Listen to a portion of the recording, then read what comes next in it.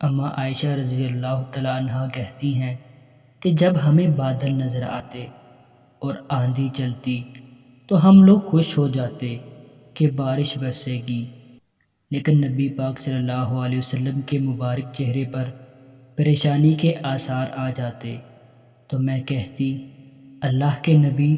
لوگ تو خوش ہو رہے ہیں کہ بارش برسے گی اور آپ پریشان ہو رہے ہیں، تو آپ فرمایا کرتے کہ اے عائشہ، مجھے کیا پتا کہ ان بادلوں میں سے آگ برسے گی یا بارش کا پانی۔ پھر آپ صلی اللہ علیہ وسلم سورۃ الاحقاف کی تلاوت کرتے کہ قوم عاد پر اسی طرح سے عذاب آیا تھا، سخت گرمی کے بعد ایک بادل نمودار ہوا اور وہ ساری قوم اس کے نیچے آ گئی، انہوں نے کہا